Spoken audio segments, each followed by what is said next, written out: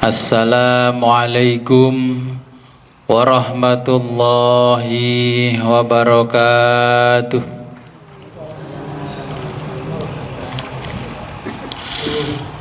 Bismillahirrahmanirrahim. Alhamdulillahi rabbil alamin.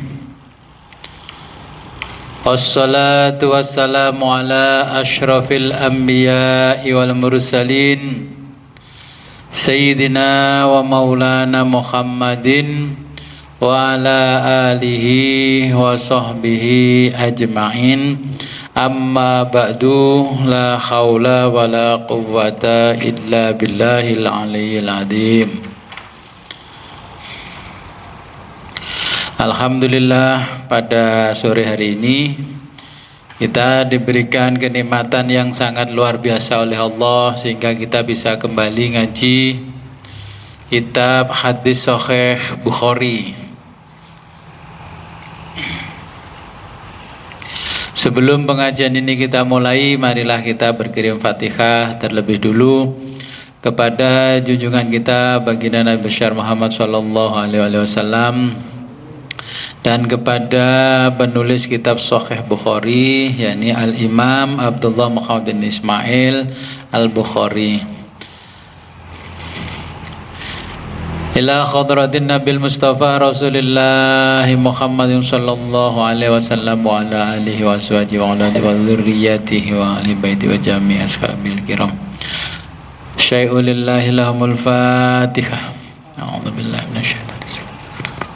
Iyyaka na'budu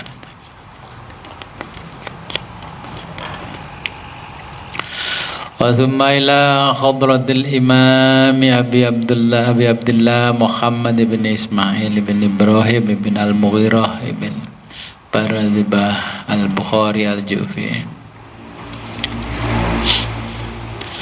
rahimahullahu ta'ala wa nafa'ana bihi wa bi ulumi fid darain wa li walidayhi wa li masyayikhihi. Al-Fatihah.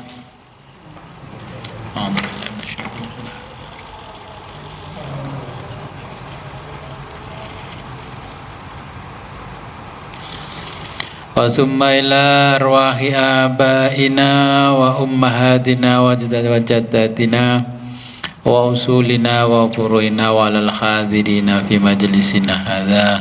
Al-Fatihah.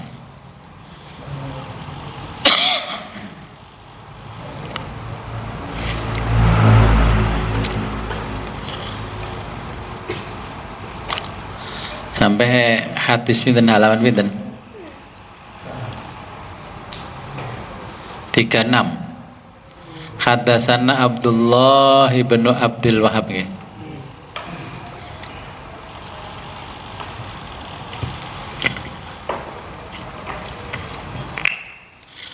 Bismillahirrahmanirrahim. Qala al-muallifu rahimahullahu ta'ala wa nafa'ana bihi wa bi ulumihi fid daraini amin ya rabbal alamin. Haddatsana Abdullah ibnu Abdul Wahhab telah menceritakan kepada kami Abdullah bin Abdul Wahhab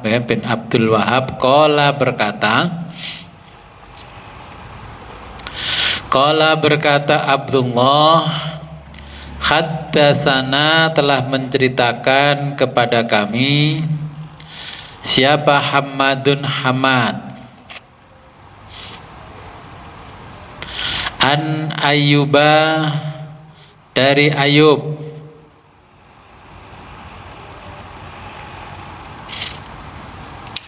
an Muhammadin dari Muhammad Ani bani Abi Bakrota dari Ibnu Abi Bakro an Abi Bakrota dari Abi Bakro atau Abu Bakro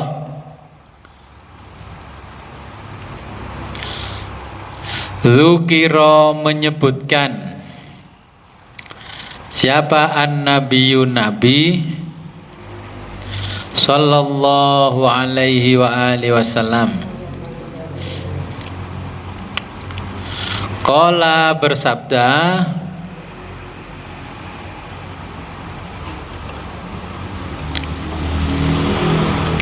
fa inna sesungguhnya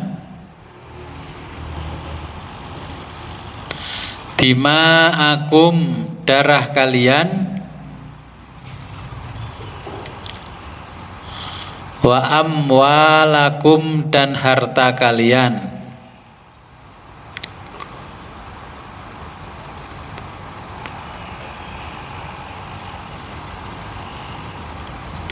Qala berkata, siapa Muhammadun Muhammad,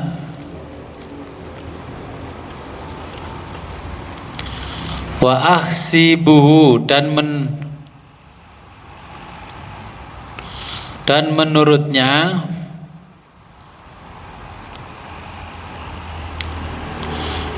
Qala beliau bersabda,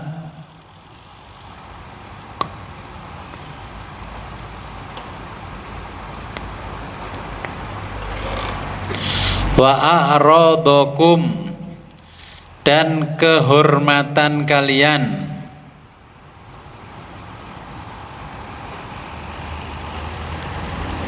alaikum atas kalian, haramun haram,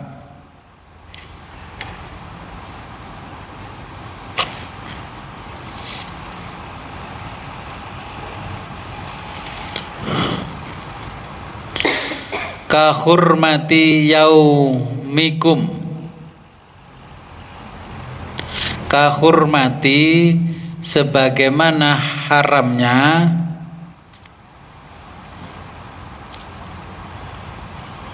yaumikum hari kalian, hadza ini,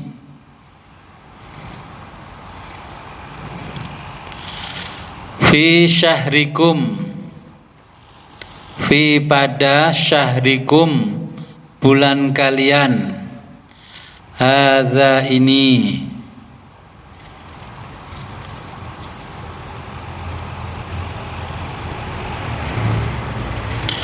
ala hendaklah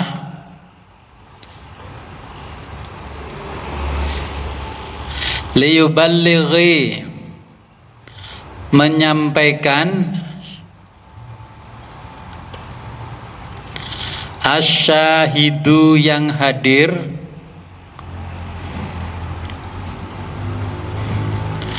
minkum di antara kalian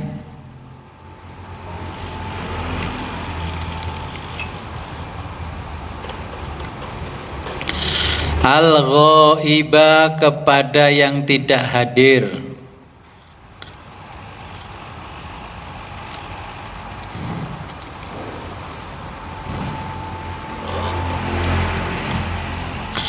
wakana dan dia Muhammadun Muhammad, namanya Muhammad ini Muhammad ibnu Sirin,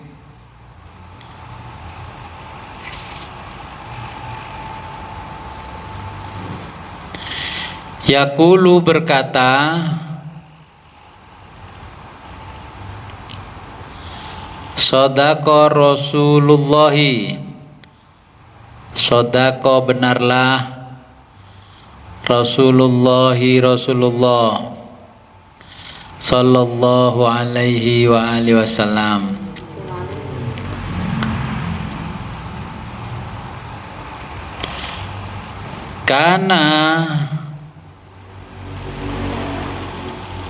kana dzalika seperti yang beliau sabdakan,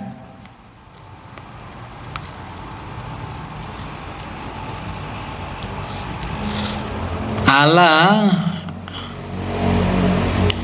bukankah hal aku telah ballagtu menyampaikannya marrotaini dua kali,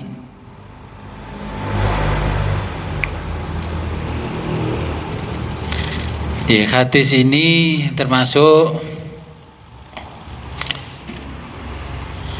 hadis yang mengingatkan kita tentang belajar atau ngaji, ya. Apa? Marrota ini. Apa?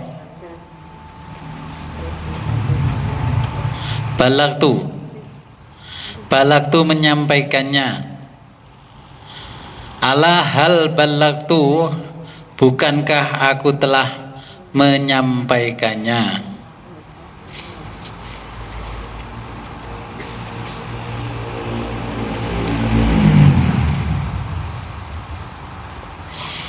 Ini masih bab liyuballighal ilmi syahidul ghaib. Jadi yang hadir harus menjelaskan kepada yang tidak hadir. Sing bolos kudu marai sing ngaji. Jadi diwali saniki sing bolos kudu marai sing ngaji. Jadi ini sejak zaman Rasulullah selalu mengingatkan pentingnya belajar. Itu. Jadi tentang belajar ilmu. Jadi kalau zaman dulu yang nggak ngaji ya nambal temannya. Saya masih ngalami ketika ngaji kelewatan nambal temannya. Terus temannya yang ditambal sama-sama bolong.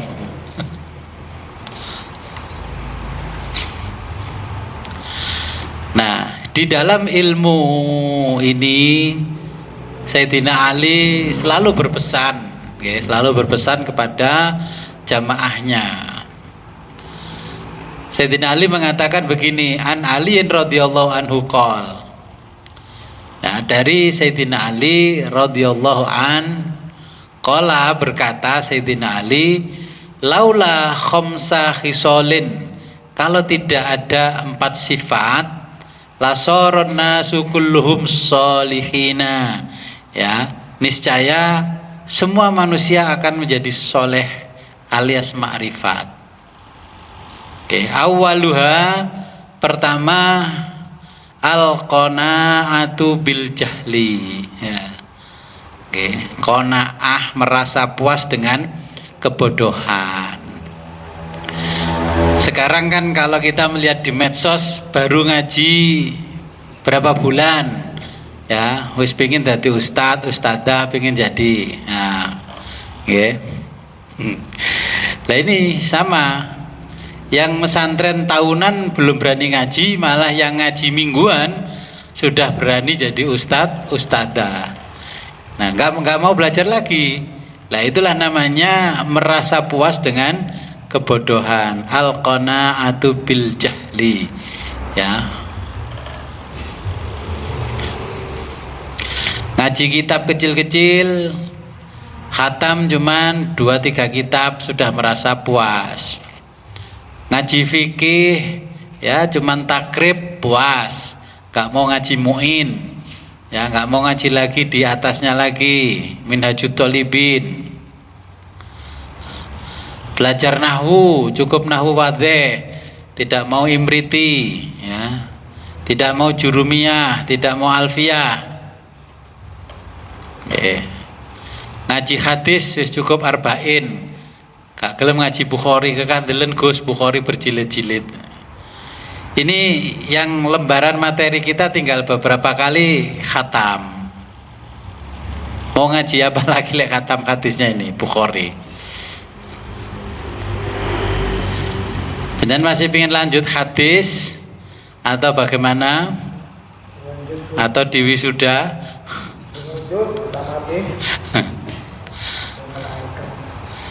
Oke, hadis kita belajar coraknya, sanadnya Bukhari. Kalau Muslim ya kita ahlu sunnah itu hadisnya Bukhari Muslim. Bagaimana kalau ngaji hadisnya Ibnu Majah, Sunan Abu Dawud? Oke, jadi ngaji yang kira-kira orang lain nggak pernah ngaji. Jenengan biar punya kualitas itu grade-nya lebih tinggi. Ngaji apa bah? Oh, aku wis ngaji Ibnu Majah, masih mong 10 lembar.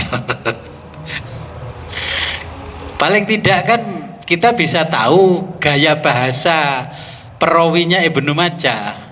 Oh, kalau menjelaskan bab sholat begini, bab wudhu begini, bab ilmu begini dan sebagainya, itu ya dari hadis yang lain.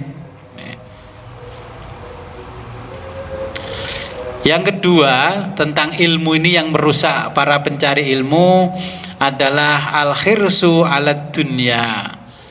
Jadi orang itu terlalu rakus dengan dunia. Al-khirsu ala dunya. Khirsun itu rakus, ya.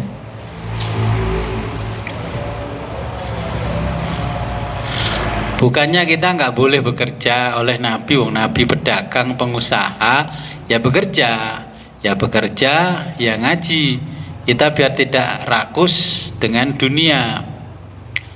Dunia diumpuk-umpuk, tapi nggak bisa menikmati. Uang miliaran tapi makan dibatasi, jalan pakai tongkat, minum dibatasi, tidur dibatasi. Akhirnya tidak bisa menikmati lah. Karena apa? Tadinya rakus sekali dengan dunia.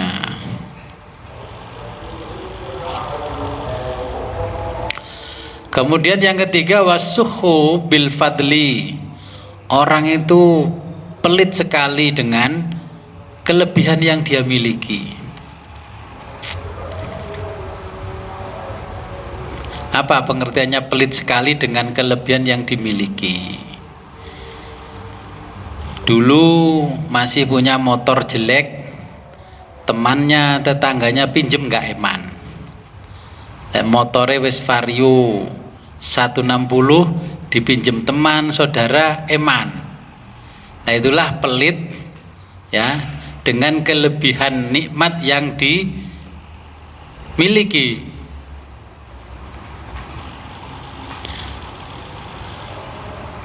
Dulu masih punya mobil tepak jelek, dipinjam siapapun boleh. Mobilnya ganti Innova, ganti Ras, sudah nggak boleh. Ditunuti gak oleh.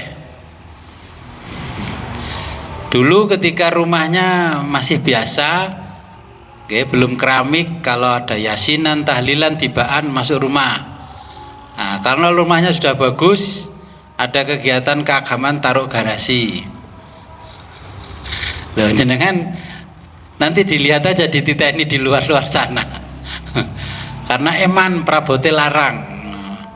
Itu namanya as-suhu bil fadli. Jadi pelit ya dengan kelebihan yang dimiliki. Dulu mobilnya masih penter jelek, ketemu tetangga dari sawah ditunuti. Nah, giliran udah punya mobil Veloz baru, ketemu tetangga dari saya cuman di klakson aja, dindin. Jadi banyak sekali bakhil dengan kelebihan yang dimiliki. Kemudian warriya'u fil amal. Kita selalu pencitraan dalam amal. Amal itu harus dipamerkan. Kalau dijak apa-apa, menguntungkan aku enggak ya, menguntungkan aku enggak ya. Kalau menguntungkan baru mau, kalau enggak menguntungkan enggak mau.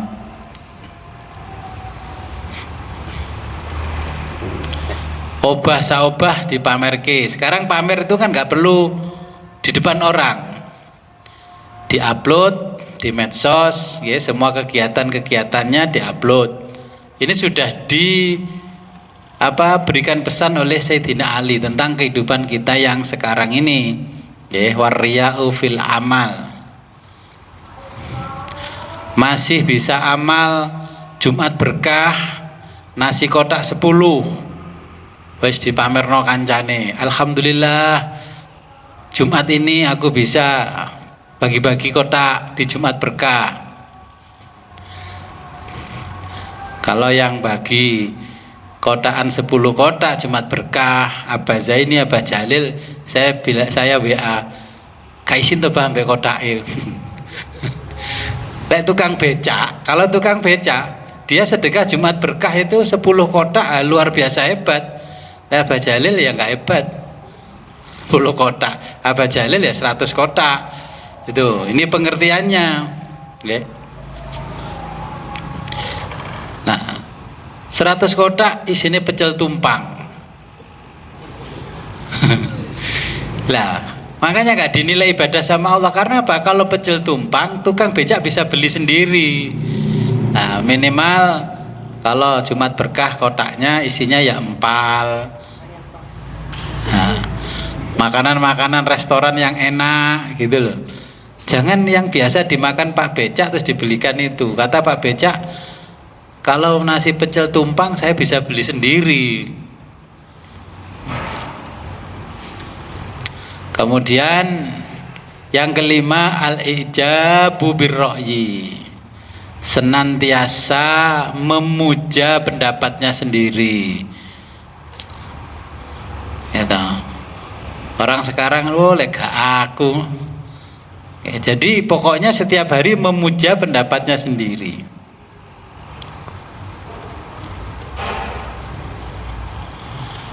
Orang kalau pinter itu bisa diukur kepandaiannya, otaknya kan bisa diukur. Oh, kecerdasannya berapa? 120 nilainya. Oh, cerdas seperti Einstein. Tapi ketika bodoh nggak bisa diukur. Tanya nanti guru-guru itu, Bu Guru bisa nggak diukur kebodohan anak saya? Ini Sayyidina Ali memberikan gambaran kepada kita tentang ilmu. Ya. Kalau cerdas bisa diukur, kebodohan tidak bisa diukur. Ya.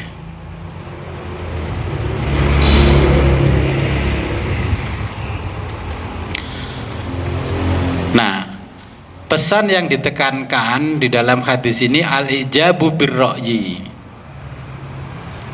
Sekarang al-ijabu birra'yi itu dalam bahasanya anak sekarang all about me. Semuanya tentang aku. Semuanya tentang aku. Supaya semua orang berbicara tentang aku, maka aku perlu gonta-ganti story. Nah, ini all about me. Orang sekarang banyak menghabiskan waktu dan energinya untuk memuja diri sendiri dan mendorong orang lain memuja dirinya.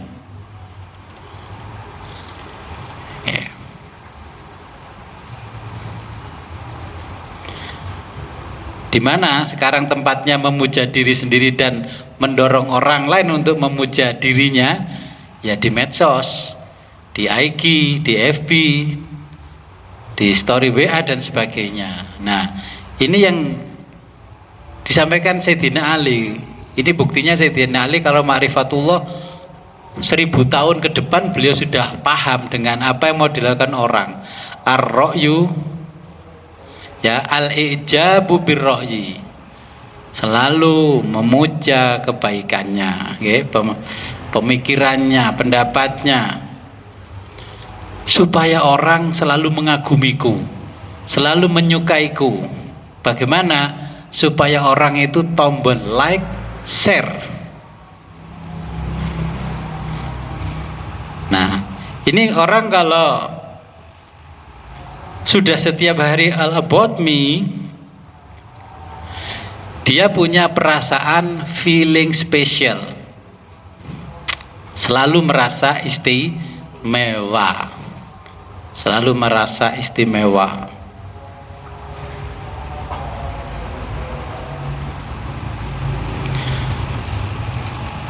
Nah, feeling about me ini sudah menjalar pada manusia yang hidup di tahun milenium ini. Orang beragama pun yang didewakan madhabnya. Kalau nggak madhab yang saya ikuti, gak istimewa. Jadi dia yang mengukur kebenaran adalah dia. Ya, yang mengkafling surga adalah dia. Yang menentukan orang itu harus dimasukkan surga atau neraka adalah dia. Oke, karena dia punya perasaan feeling spesial di dalam hatinya.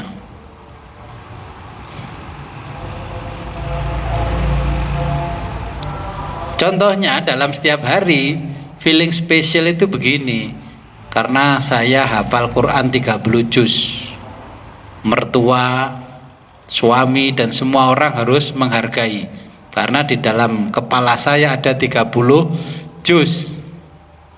Nah, itu namanya feeling spesial.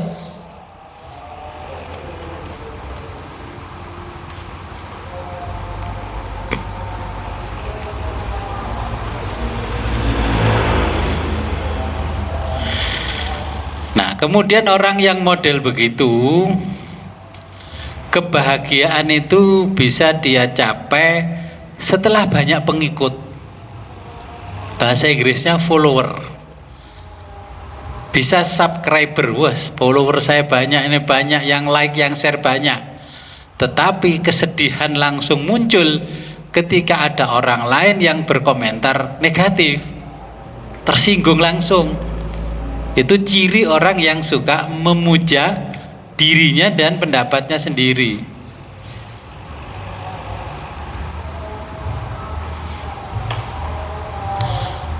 Nah, kemudian orang itu punya penyakit kejiwaan namanya narcissism personality disorder. Yes. Tak Inggrisnya aja ngajine tambah keren. Gak iso maca Gus, gak iso.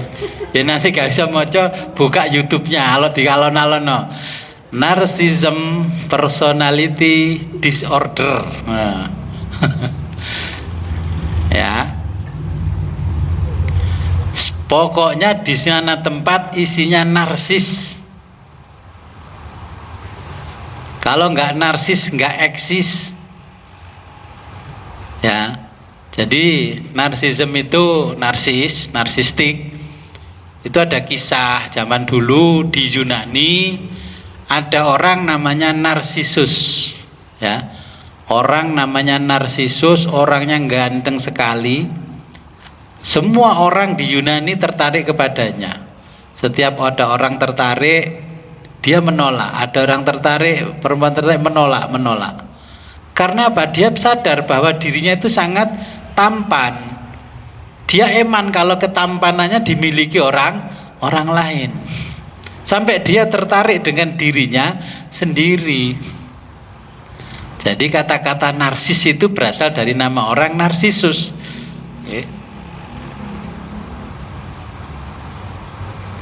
Sehingga orang se-Yunani sama kecewa semua perempuan-perempuan di Yunani sama Narsisus. Terus ganteng sugih. Ya. Karena apa? Dia sangat mengagumi ketampanannya. Ketika berada di depan cermin, dia menganggap, wah saya ganteng ternyata ini nih. Nah, dia takut dimiliki orang lain dan dia sangat mencintai kegantengannya. Satu ketika dia berburu ke hutan, dan di hutan itu kehausan, dan dia mendekati sungai yang sangat jernih dan bisa melihat wajahnya di dalam air itu. Saking gantengnya, dia mau mengambil dirinya yang ada di dalam air itu. Akhirnya dia tenggelam bersama dirinya dan bayangannya. Maka tenggelamnya diri kita karena kita sering memuja-muja diri kita sendiri. Nah, makanya istilah itu dinamakan narsis. Orang Indonesia ikut-ikutan narsis, berasal dari kisah seseorang yang bernama Narsisus, orang Yunani. Nggak tahu kisah-kisah begitu dari Yunani semua. Nggak ada kisah Pai Joyce, nggak ada.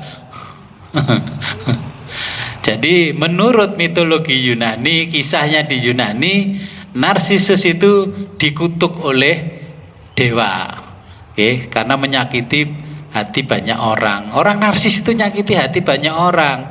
Contohnya gini, nggih, jenengan Ramadan terus foto bersama anak cucu di masjid, alhamdulillah bisa ikut 10 terakhir di bulan Ramadan.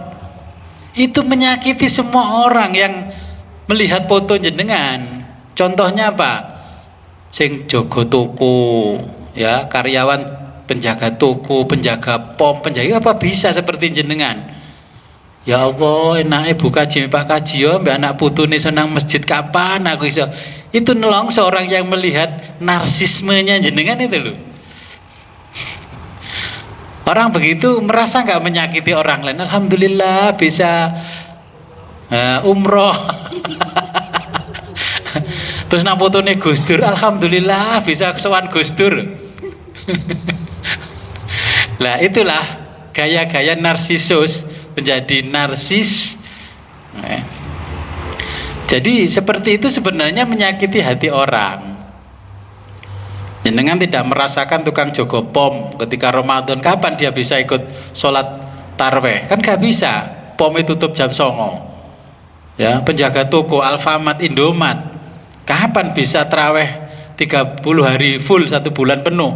Gak bisa. Penjaga toko di top swalayan gak mungkin bisa, pulangnya jam 11 malam.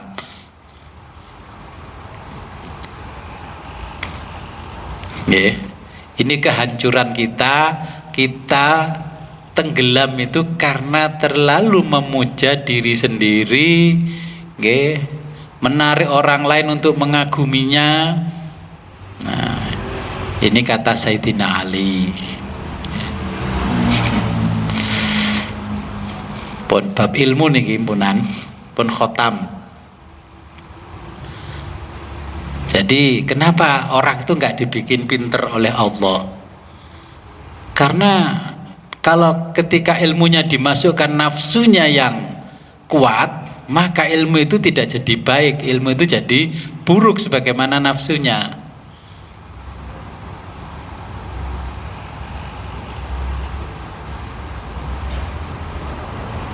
Pun ada pertanyaan. Oke, lebih-lebih sekarang medsos sudah luar biasa. Sopo sing ate gak upload nang medsos. Tapi ingat, rambu-rambu jangan seperti narsisus, memuja diri sendiri dan mendorong orang lain untuk mengaguminya. Ternyata Sayyidina Ali sudah paham 1000 tahun setelah beliau wafat. Yeah. Orang itu semakin miskin semakin religius. Okay. Paham toh, semakin miskin semakin religius. Semakin miskin semakin agamis perbuatannya. Pengajian opo deloki. Nggih. Kalau wis dikei amalan bisa kaya oleh kiainya, makin kaya makin tidak religius.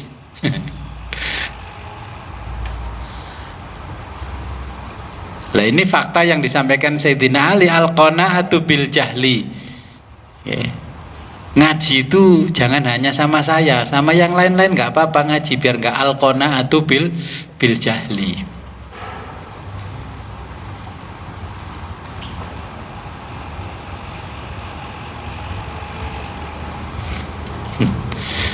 Ini bab ilmu yang dijelaskan oleh Kanjeng Nabi. Sayyidina Ali pun juga menjelaskan, kalau jenengan paham berarti nanti akan merubah kualitas ibadah kita. Kalau kita tahu ilmunya akan merubah kualitas ibadah kita dan kualitas hidup kita. Nah, kualitas ibadah yang pertama adalah ibadahnya para pedagang. Jenengan kira-kira kualitasnya masih persis pedagang apa sudah tidak persis pedagang?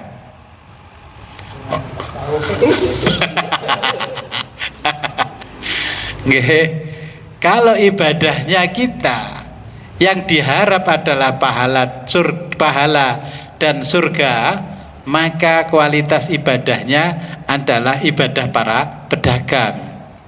Oh, kalau aku sedekah 1000 balasannya 10 kali lipat. Oke, kalau saya sedekah 100.000 balasan 10 kali lipat. Oke, walaupun sedekah itu hal yang baik, tapi tidak membawa kebaikan buat kita, karena prinsip kita persis pedagang.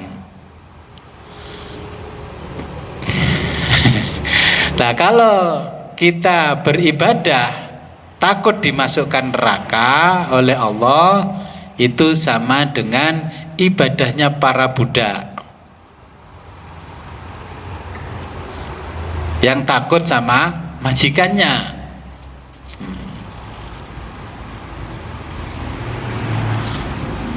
Kualitas yang ketiga, kalau sudah beribadah yang dilihat karena kenikmatan-kenikmatan yang diberikan Allah lebih besar daripada pengabdian kita, inilah ibadahnya orang-orang yang sudah merdeka.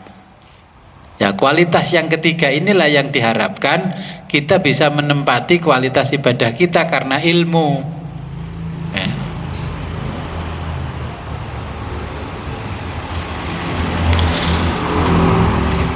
Nah, karena orang tidak punya ilmu, ya, agama ini berubah.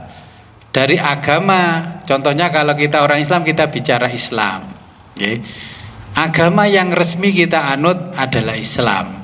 Nanti punya tandingan namanya agama sipil. Jangan tahu agama sipil. Kalau ibadah itu namanya zikrullah.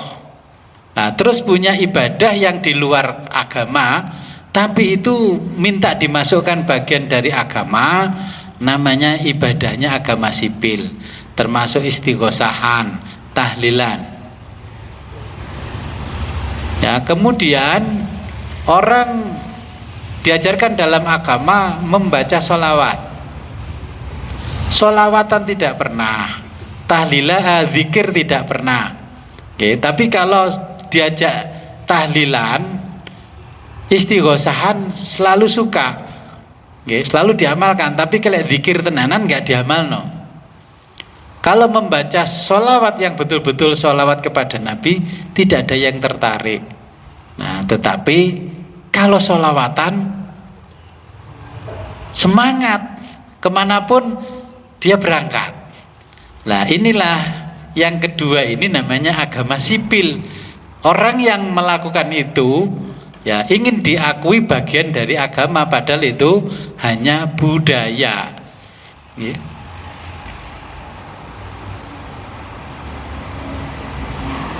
Orang melakukan banyak ritual-ritual yang seakan-akan mirip dengan kegiatan amal ibadahnya agama.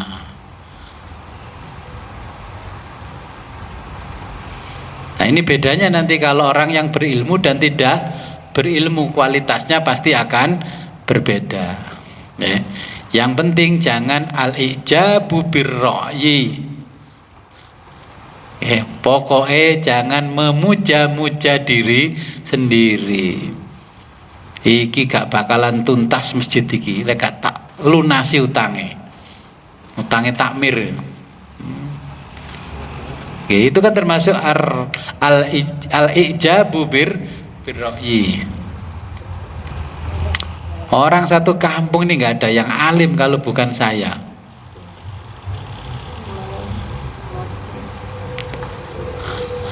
Ya, itu namanya al-ijabu. Takjub. Al-ijabu birra'yi.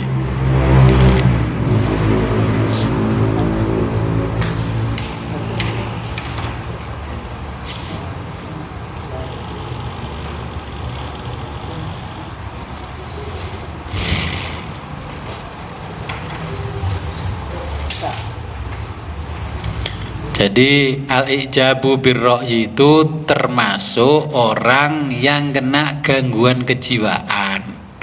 Makanya personality disorder. Personality itu kepribadian, disorder itu gangguan.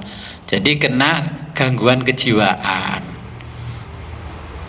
Sering upload foto itu ya kena gangguan kejiwaan. Jadi yang diupload doke, dagangane enggak. Lek awake sing diupload-upload macam-macam ya. Itu namanya personality disorder. Ya. Paham nggih dengan ilmu? Nggih, Pak.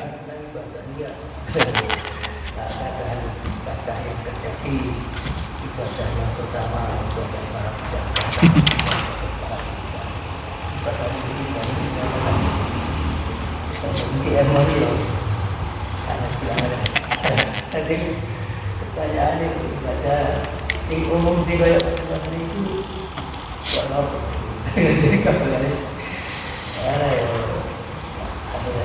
bahasa jarang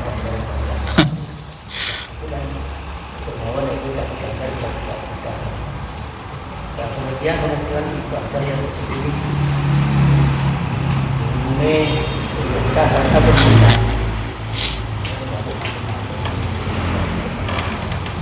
Jadi pada suatu materi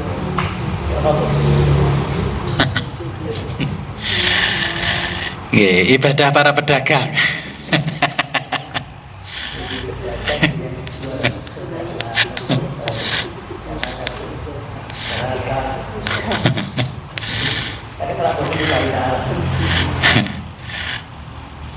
Jadi itu memang sudah dijelaskan oleh Sayyidina Ali, orang itu dalam kehidupan sehari-hari ibadahnya berkelas. Yang pertama kelasnya para pedagang. Ya kalau yang dicari keuntungan, ya dia dapat keuntungan. Nanti setelah terkumpul pahalanya, dia bisa menghitung pahalanya. Oh kalau saya pahala ini berarti saya layak untuk tidur di hotel ini ya. Hotelnya disebut surga, al-jannah. Jadi nggih, karena bangga dengan amalnya. Makanya kalau kita ngaji kitabnya Syekh Athaillah Al-Hikam, min alamatil i'timadi alal amal. Tanda-tanda orang yang menggantungkan amal kan ya persis pedagang. Nah, sehingga ganjarannya surga, tapi surga yang mana? Ya pokoknya surga. Ya pokoknya hotel, tak turun hotel, tapi mbuh bintang ya mbuh melati gak ngerti. Apa guest house ya gak ngerti. Pokoknya ganjaramu oleh penginapan. Nggih. Itu memang kualitas ibadahnya orang. Kenapa orang begitu? Karena tidak punya ilmunya. Kendalanya yaitu al-qanaatu bil jahli. Orang itu wis nedon rimo karo kebodohane. Basa Jawanya kan nedon rimo. Sudah puas dengan kebodohannya. Mencari ilmu itu kan gak harus di bangku pendidikan yang formal. Dulu itu kan orang sekolah. Nah, di zaman abad pertama Bani Abbasiyah, Bani Umayyah. Jadi Bani Abbasiyah, Bani Umayyah. Kenapa orang sekarang ini Islam itu ketinggalan? Islam tertinggal. Dan kita harus mengakui, jangan malu-malu. Saya membaca banyak buku yang nulis orang barat, Orang barat itu menulis dan mensurvei Islam dan ketertinggalan. Boleh itu bukunya jenengan baca, itu 1000 lembar. Tapi bahasa Inggris. Tapi bahasa Inggris. Nah, kalau jenengan nggak jadi kutu buku, ya saya ceritani saja dari buku. Dan itu saya baca juga dari buku yang menceritakan sejarah Islam sendiri.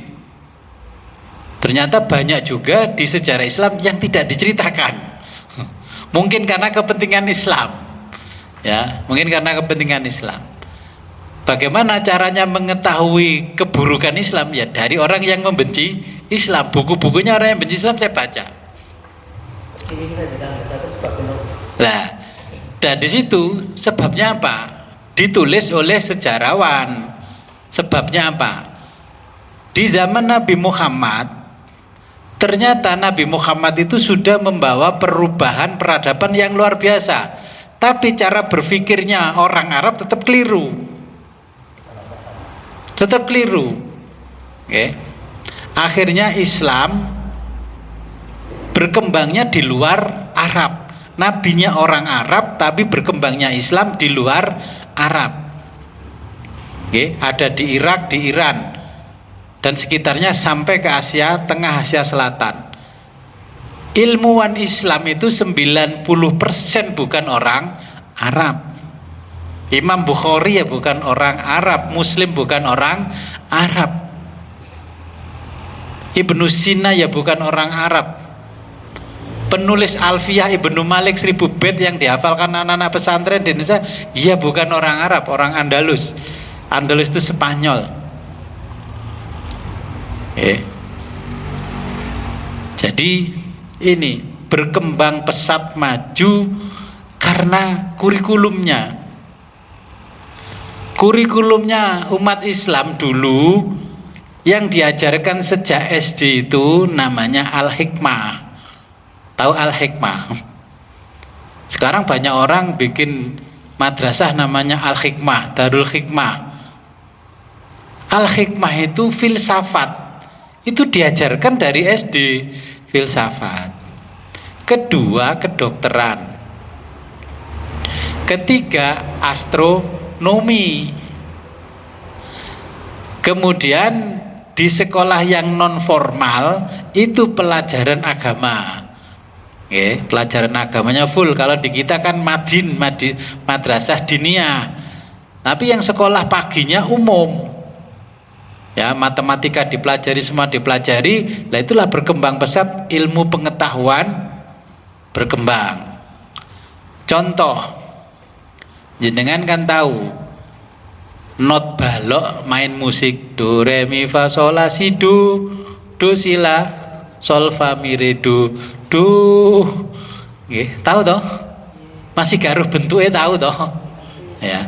Siapa penemunya? Penemunya itu adalah Al-Kindi, ulama besar Islam. Dia yang menemukan alat-alat musik. Dari mana dia menemukan itu? Dari nada-nada dan irama yang ada di Al-Quran, dibentuk oleh dia jadi nada do re mi fa sol la si do. Terus dia menemukan angka 0. Dulu orang tidak ada angka 0, 1 sampai 9. Akhirnya penjumlahan itu terbatas. Setelah ditemukan angka 0, maka bisa dinilai dengan yang tidak terbatas. Makanya kalau jenengan orang yang pernah sekolah ditanya HP-nya nomornya berapa, jawabnya apa? Bu Rini, HP-nya minta nomornya 085. Itu berarti gak sekolah. Al-Kindi sudah menemukan angka 0. Kalau kosong itu tidak ada nilainya. Coba nolnya jenengan 1000, kosong kabeh niku pripun? Kan garis siji toh? Lah. Al-Kindi menemukan angka 0 itu dari basmalah. Basmalah huruf ba yang pertama ada titiknya.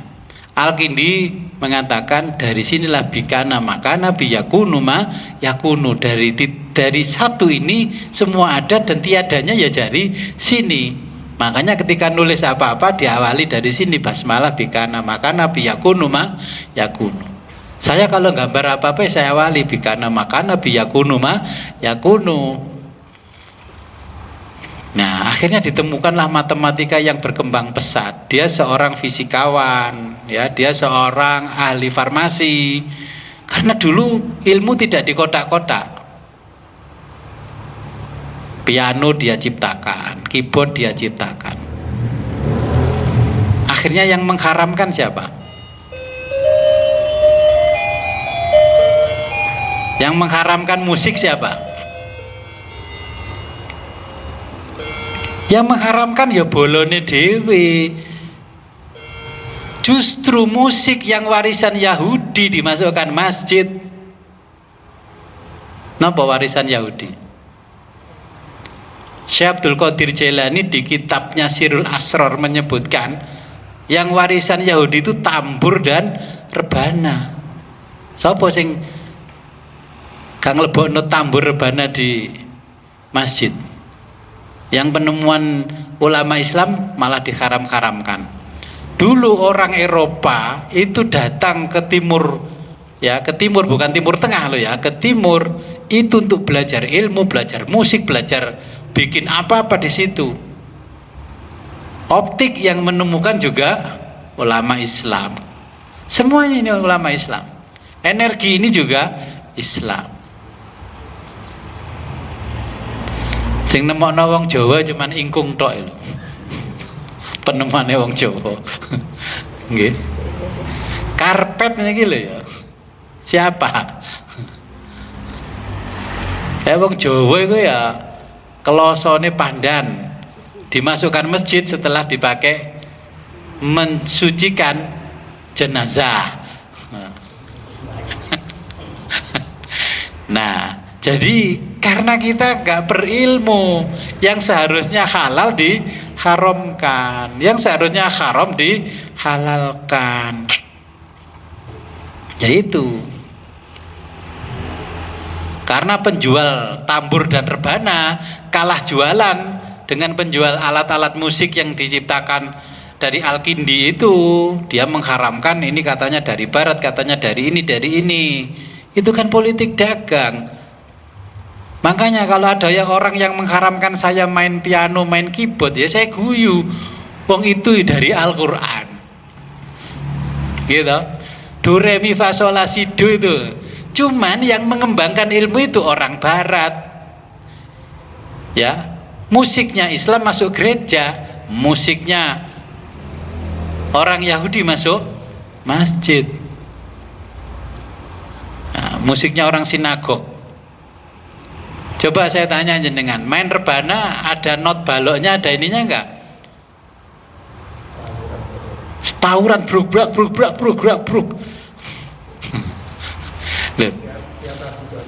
Setiap lagu cocok. Wis pokoke latihan sering engko ini melok ngedeni lah, ya toh. Sehingga Al-Kindi itu dengan nada irama yang ditemukan dari Al-Qur'an sampai dia bisa mengobati orang sakit dari alat musik. Nada yang diambil dari bacaan-bacaan Al-Qur'an. Jadi do re mi fa sol la si do itu dari Al-Qur'an. Baru dengar nopo sudah sering kali mendengar? Baru dengar. Nggih. Wah, kalau saya main musik terus jenengan gak mau ngaji, gusis main piano haram.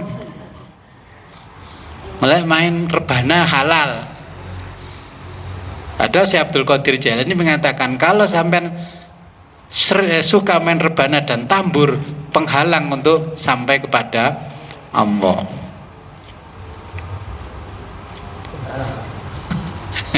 Dan itu pembukaan Sirul Asrar kan ngoten.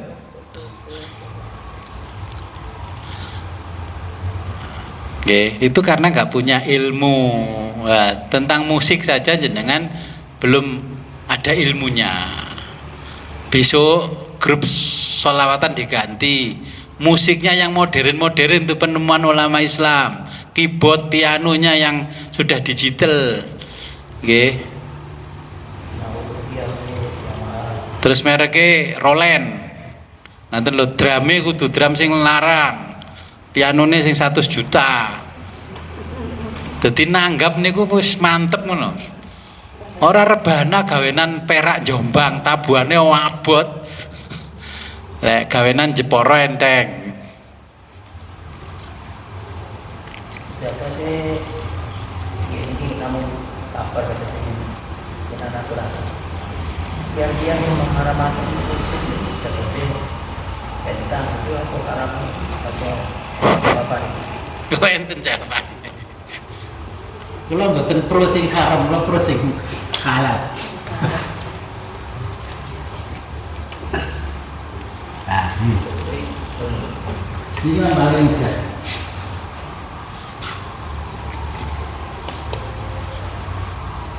Ini untuk menjawab pertanyaan. Ini dinamakan suling, ya, bahasa Indonesia suling. Saya beli di Banyuwangi suling. Kemarin waktu ada kerjaan Banyuwangi beli. Nah, ini bambu. Menurut fikih, usul fikih, halal apa haram? Haram. Menurut usul fikih, bambu ini halal apa haram? Halal toh? Oke. Terus suara jenengan itu halal apa haram? Pemberian Allah yang kita halal. Nah. Kalau suara itu halal, berarti suara apapun juga halal. Terus dasarnya apa? Kita mengharamkan suara. Kalau suaranya ini angin yang lewat bambu ini haram, berarti suara jenengan baca Quran juga haram. Oke. Jadi mikirnya, otaknya harus jenius, harus bisa terukur, kata Einstein. Lah goblok kayak kene ukurane. Lah, ini bambu adalah sesuatu yang halal, tidak ada hukum keharamannya dengan bambu. Oke. Yang keluar dari bambu angin. Angin halal apa haram? Ya halal, semua kan halal toh. Kan tidak ada yang haram di dalam diri bambu ini. Terus suara saya kan halal toh, apalagi untuk ngaji halal. Okay. Berarti di sini tidak ada dasar hukum untuk mengharamkannya. Terus jangan saya kasih bocoran orang yang mengharamkan. Katanya alat musik itu bisa melupakan kita dengan Sang Maha Pencipta. Saking enak ngrungokno. Pertanyaan saya, lebih lupa mana jenengan punya uang 100 miliar dengan mendengarkan alat musik? Nah, bagi orang yang tidak pro haram, lah mosok kena suarane suling tok wis lali karo pangeran. Kan gak masuk akal. Lendane lek kena 100 miliar.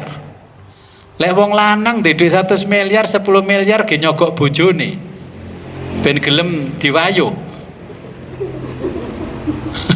Lho nek wong lanang duwe 100 miliar, nah Bu tak kei 10 miliar sampean, telepon rekeningmu. Sing 5 miliar tak bangunno masjid kanggo awakmu. Jenenge masjidnya Siti Khadijah. Terus wong memahami Siti Khadijah, bojone Kanjeng Nabi, Siti Khadijah Abdul Jalil. Lah, saya punya 100 miliar kan gitu. Yang begitu itu lupa Tuhan apa enggak? Lah lupa.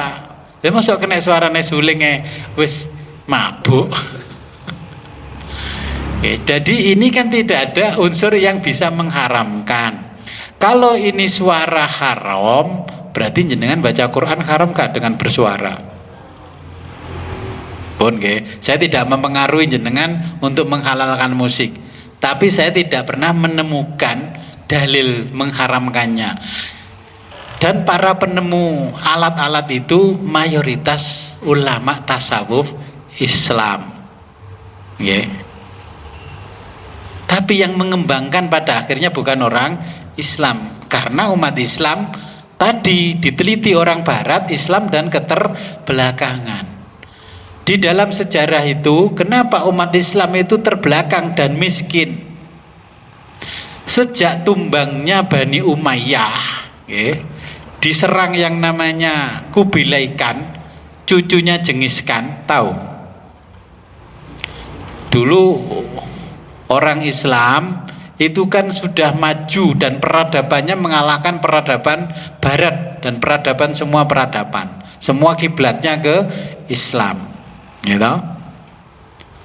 Boso wis sugih lali pangerane. Makanya kalimatnya semakin miskin semakin religius, semakin kaya semakin tidak religius. Dan pada waktu itu Bani Umayyah sama Abbasiyah itu selalu mempersekusi anak cucunya Kanjeng Nabi. Tahu mempersekusi? Anak cucunya dikejar-kejar mau dibunuh. Akhirnya dilaknat oleh Allah. Didatangkanlah cucu Jengiskan, namanya Kubilaikan. Dihancurkan kota Baghdad dan kota-kota peradaban yang dibangun oleh Islam. Akhirnya ada ulama tasawuf. Bagaimana ini? Kok hancur semuanya? Barulah muncul kesadaran spiritualitas lagi umat Islam. Baru eling agamane setelah dihancurkan Kubilaikan. Kalau di Badas namanya Jengiskan, bojone Pak Iskan itu. Jadi Jengiskan itu kaisar Mongol. Tahu Mongol? Mongol itu yang ngorong ngalor titik ngetan. Lah itu Mongol, Mongolia, ya, orang Mongol yang dulu menyerang Singosari itu loh, Mongol. Aduh Mongol itu. Nah, dihancurkan oleh Allah. Kenapa umat Islam mengalami kemunduran? Karena kurikulum pendidikannya dirubah. Yang tadinya kurikulum sekolah itu filsafat, kedokteran, dan astronomi. Baru pengajian agama itu diberikan di luar sekolah yang sifatnya non formal. Tapi ilmu yang diajarkan di sekolah itu bisa bersumber dari yang non formal. Dan orang tidak dibatasi sekolahnya. Walaupun kecil, kalau sudah bisa mengalahkan yang sarjana, dia bisa langsung jujuk yang sarjana. Akhirnya kenapa hancur? Pada waktu bangsa Bani Umayyah Abbasiyah berkuasa, dia selalu al-ijabu birra'yi. Dia yang pada waktu itu mayoritas madhab di dunia yang paling besar adalah Syiah. Orang Syiah selalu mengatakan Syiah lah yang benar, Syiah lah yang benar. Akhirnya ditumbangkanlah kekuasaan itu oleh ulama-ulama rasionalis namanya Mu'tazilah. Akhirnya yang berkuasa Sunni, yang berkuasa Syiah. Syiah saling membunuh orang-orang yang tidak mau masuk madhab Syiah.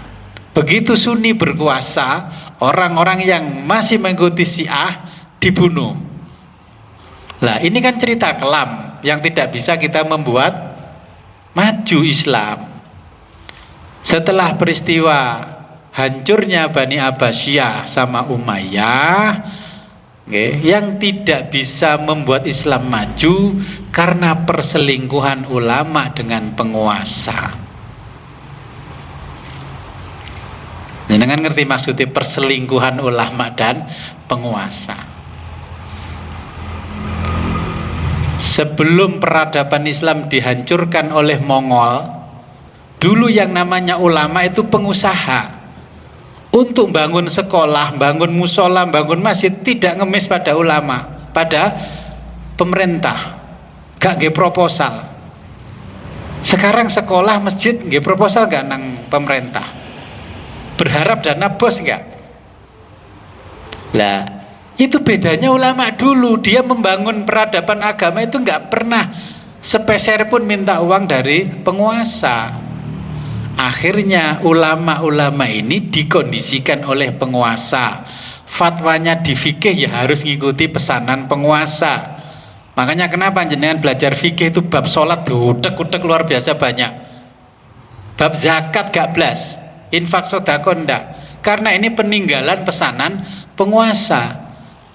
Umat jangan dikasih tahu tentang zakat. Ini nanti tanya APBN, APBD larinya kemana? Dana desa larinya kemana ini? Makanya disuruh bertengkar.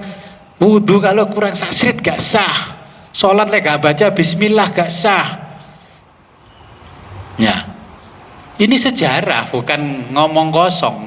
Bisa kita baca. Makanya saya ngaji itu memilih kitab fikih yang tidak ada pesanan penguasa. Nah, ini keterhancuran kita. Ulama selingkuh dengan penguasa, menawarkan program-program dalam pemerintahannya atas nama agama. Tapi ternyata agama itu sebagai alat melanggengkan kekuasaan dan penindasan. Sekarang jenengan merasa nggak dibegitukan? Itu kan itu berarti ulama sendiri katanya yang menyesatkan. Lah jenengan termasuk berselingkuh nggak? Bah, kula badhe nyalon, bah. Gitu. Kalau dulu, zaman dulu ulama kan punya halakoh pengajian. Penguasa mengakomodir ulama untuk melanggengkan kekuasaannya, karena kalau rakyat nanti bergejolak, yang mengendalikan di bawah itu adalah ulama. Nah, ini yang menjadikan sampai hari ini Islam tertinggal karena ulama selalu selingkuh dengan penguasa. Ayo sekarang di jenengan antara muslimat sampai fatayat selingkuh gak? Ayo tak takoki. Sing siji fatayat, siji muslimat. Ketika butuh jenengan deret-deret ngalor ngidul. Ketika wis jenengan menyerahkan amanah, moro gak jenengan? Makanya ketertinggalan kita, kebodohan kita itu nggak belajar sejarah bahwa ulama dan umat ini selalu dibodohi penguasa. Nyalokno mesti golek wakile sing akeh koncone. Nggih, coblos kopiahe. Bolone iki, coblos ikine. Sing siji ngladeni, sing siji noto. Saya itu begini, ini sejarah. Saya lewatnya sama istri saya gini kan. Ini yang pinter tim kreatif sama tim sesnya. Loh kok iso? Loh iya, awak dhewe kan wis ngerti Narsisus. Sing siji tulisannya ditoto. Jenengan muni ditoto mempengaruhi psikis, terus nanti jenengan inget ditoto. Sadar nggak jenengan begitu? Iki berarti duit tim ses yang ahli psikologi luar biasa hebat atau tim marketing yang luar biasa hebat. Slogannya ditoto. Nang dindi liwat ditoto. Terus akhirnya karena zikir cepet nggih. Mari zikir apa jahar terus zikir khafi ditoto terus kepleset ditoto kan. Nggih. Nggih. Akhirnya sampean masih eling kopiah eling blangkon ya dituto. Loh, ini loh sejarah dan bukti perselingkuhan. Dari zaman ke zaman tidak bisa maju. Nah, di negara-negara Islam rata-rata miskin dan kumuh. Masjid sampean kumuh napa mboten? Pondoke anak sampean kumuh napa mboten? Ya ketokan kuku lek gak ngantuk. Dulu Wali Songo itu bisa menaklukkan Nusantara butuh waktu cuma 50 tahun. Jadi mayoritas Islam. Karena apa? Tidak pernah selingkuh dengan para raja, para sultan. Para Wali Songo punya usaha sendiri apa sendiri, semua dibiayai sendiri. Umat itu ikut para Wali Songo. Dan jenengan sekarang butuh apa? Kayak proposal nang sapa? Njaluk genteng nang sapa? Nang sapa? Bos. Dan disuruh biayai sendiri hidupnya ndak mau. Makanya pendidikan Islam mesti tertinggal. Padahal wis ngerti fikih. Kita belajar mengkritisi fikih. Jenengan paham toh satu kolah itu berapa? 120 cm kali 120 cm kali 120 cm, panjang kali lebar kali tinggi. 120 cm kan satu kolah. Itu di fikih untuk berapa orang? Terus jenengan kalau menyediakan kolahnya cuman 5 kolah, terus yang keluar masuk toiletnya masjid itu 100 orang, najis apa mustakmal? Terus hari Jumat yang sholat Jumat kan banyak, saya bekerja dari sawah ya bledokn, dari pabrik, dari peternakan ya masih ada kotoran ternak, yang di bengkel masih ada oli, terus masuk plung lewat situ, terus ke toilet, ke tempat wudhu, dari sana membersihkan diri suci, masuk sini lagi, masuk ke masjid.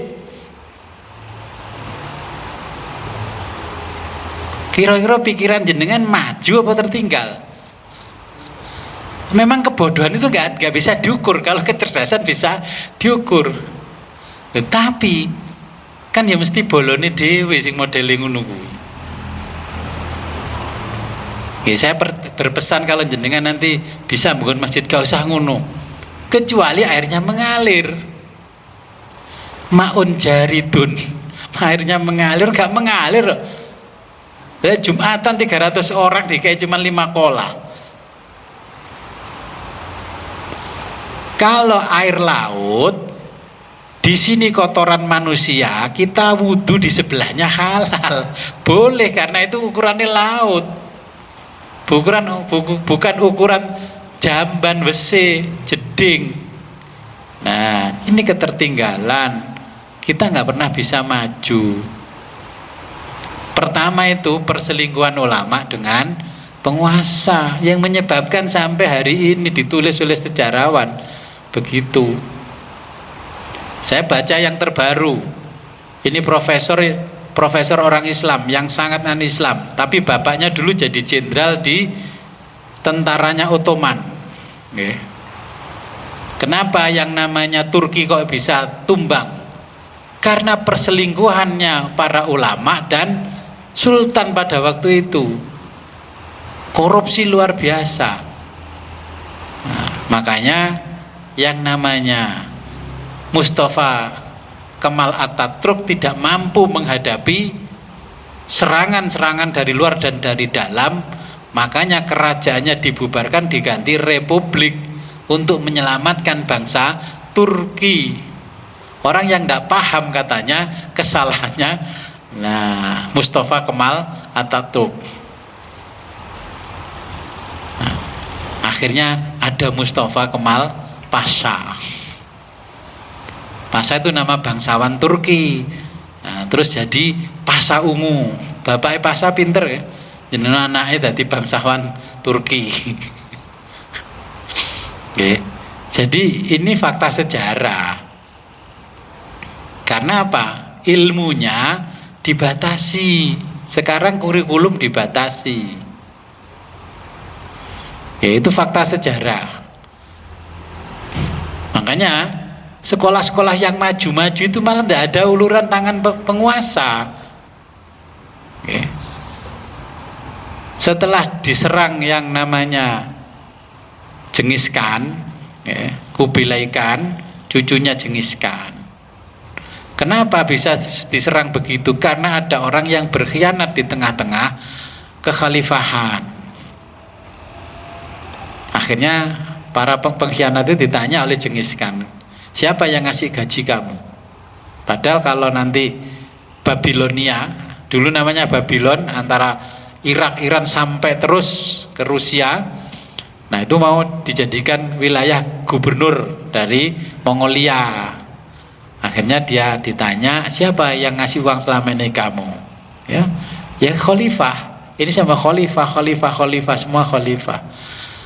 Ini orang yang mengangkat derajat dirimu ini saja kamu khianati, bagaimana aku yang bangsa lain? Akhirnya malah dibunuh sama Genghis Khan. Karena yang dilaporkan Genghis Khan berbeda. Genghis Khan sebenarnya enggak tertarik memerangi umat Islam, karena laporan orang yang menjadi pengkhianat.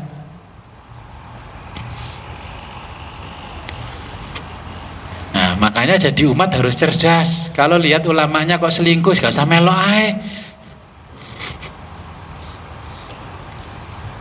Lewat waktu selingkuh yang dikai duit akeh sapa? Sampeyan apa ulama ya? Sembah dodolan dok sing akeh, nang sawah, dodolan ayam, nang pasar. Jadi ini sejarah yang menjadikan kita tidak maju.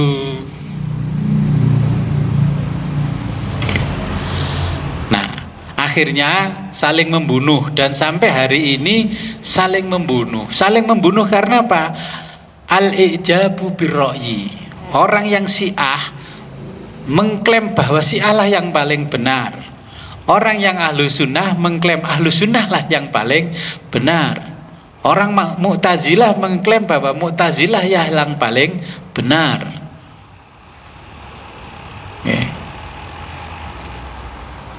Akhirnya saling membunuh, sampai ada peristiwa yang sampai hari ini kita ikuti. Dulu ketika kekhalifahan Sunni berkuasa, ada seorang penguasa Syiah yang masih tersisa, ya, itu khalifah mengumumkan setelah khutbah sholat Idul Adha, wahai saudara-saudara dan para pejabat kekhalifahan, saya nanti akan menyembelih kurban, dan rakyat perintahkan menyembelih kurban setelah sholat Idul Adha. Ternyata yang disembelih bukan binatang kurban, tapi ulamanya Syiah dibarengkan binatang kurban. Yang hari ini kita lakukan itu loh, karena dendamnya orang Sunni dengan Syiah. Saja ini masih nyembelih kok lah, barbar dhuwur ora apa-apa to. Ngono dipasno tit, karena apa? Dulu pernah ada peristiwa diperintahkan oleh sang khalifah menyembelihnya setelah sholat Id, karena sang khalifah menyembelih ulama Syiah.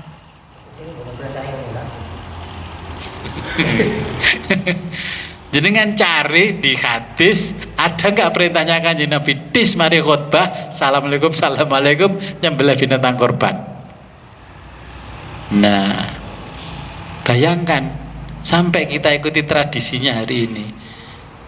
Lek disemayani nggih Gus barbar dhuwur ora doya, ora gelem to jenengan. Padahal itu dulu penguasa Sunni membunuh Syiah. Padahal belum tentu diakui Gusti Allah semua. Kata Nabi, akan masuk ke surga umatku 70.000 golongan tanpa hisab.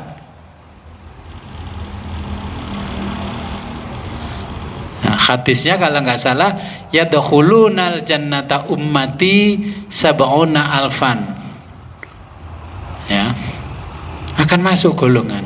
Ditanya siapa ya Rasulullah? 70.000 golongan tanpa hisab. Nabi menjawab, orang yang tidak pernah berobat dengan kai dan ruqyah. Tahu kai? Kai sekarang laser. Ruqyah ya jambe-jambe kayak jenengan diwacana ayat Quran terus mutah-mutah. Lha malah gak iso mlebu swarga lho.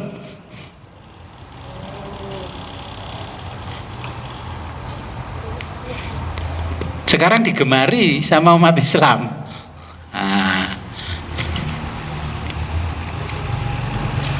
Ya jenengan cari dalilnya itu loh, akan masuk surga umatku 70.000 golongan tanpa hisab.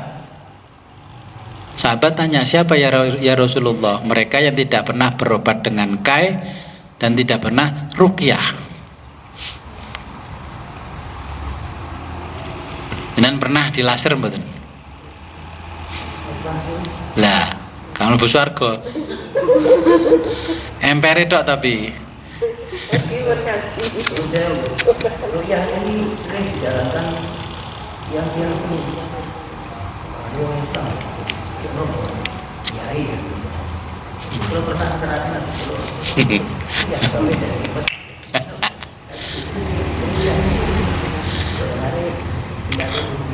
nggih, golongane kiai, pengurus organisasi tingkat kecamatan, kabupaten, maca Qur'ane fasih.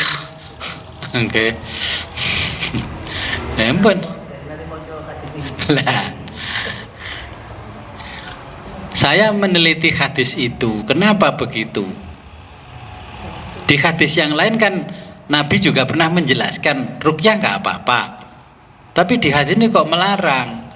Berarti indikasinya dulu tidak apa-apa itu orang nolong orang dengan cara ruqyah itu ikhlas lillahi ta'ala. Sekarang kayaknya kan sudah lillahi ta'ala. Ya, berbayarnya melebihi ukuran. Lho kula delok statuse wong-wong pengobatan ruqyah nggih. Gawe kan tapi wonge kathon cekak rambutnya gondrong disemir abang. Ya saya nggak mengomentari orang yang melakukan praktek begitu enggak, tapi saya kan membaca hadisnya Nabi kan seperti itu. Jenengan baca di riwayat Muslim.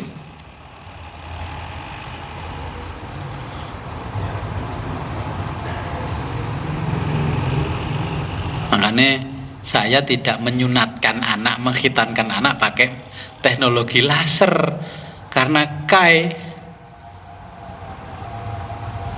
disilet aja gak apa-apa kayak Nabi Ibrahim gitu. Ya dulu kan di laser ada laser, saya enggak karena ingat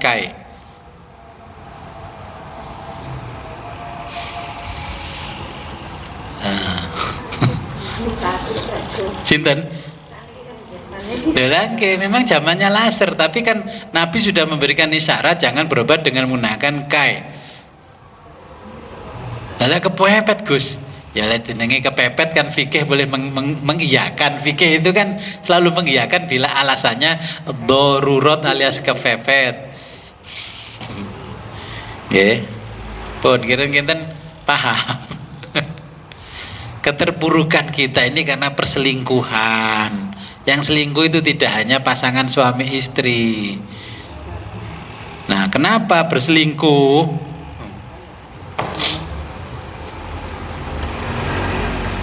Saya itu membaca hadis. Orang berselingkuh itu dimarahi Gusti Allah. Allah yabghudu kulla alimin. Allah itu membenci orang yang alim bid dunia. Alim dengan urusan dunia. Jahilin bil akhirah, tapi bodoh dalam urusan akhirat. Kalau jenengan ngaji tafsir Jalalain surat Al-Baqarah, ciri-ciri orang munafik apa? Menjual apa? Dolalah, kesesatan bil huda. Ya, dengan petunjuk. Dari dulu itu simbol agama selalu digunakan untuk mencari kekuasaan, ujung-ujungnya untuk melanggengkan kekuasaan. Makanya nanti kalau ada pilihan-pilihan itu gak usah sepaneng-sepaneng. Maksudnya butuh suara kan mereka, jenengan di sewano kereta kelinci tok wis baudal. Padahal di krusno mbek bengese larang di sampai sangune. Habis itu terus dilungahno ziarah wali limo wis saweneng. Padahal jenengan menjual suara itu selama 5 tahun. Kalau jenengan terima 100.000 dibagi selama 5 tahun, perharinya dapat berapa rupiah? Gitu. 1 tahun 360 hari. 1 tahun itu 12 bulan. 100 bagi 12 pinten? Lah gak enek to 12.000. 10.000. Gak enek 10.000, cik 9.000. 9.000 dibagi 30 dino. Pinten? Pirang repis nih. Kayak tuku cilok ya ora kena. Enak sing nyogok napa enak sing disogok? Lah, sing nyogok oleh kekuasaan 5 tahun. Ini dicatat sejarah, perselingkuhan inilah atas nama agama akhirnya tidak bisa memajukan peradaban Islam setelah tumbangnya Bani Umayyah dan Abbasiyah. Untung dulu Indonesia itu Mbah Yai Hashim gak gelem dijak selingkuh sama Jepang sama Belanda. Selingkuh gak merdeka kita, gak mungkin bisa ngaji. Bojo itu ambek londo, gak iso jas-jasan. Yeah.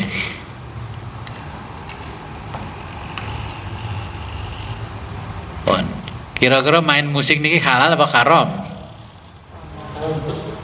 Lah nggih, pringe kan lek Abah Jalil wau kan ngomong pringe haram Gus. Pikirannya Abah Jalil paling pring colongan itu gawe.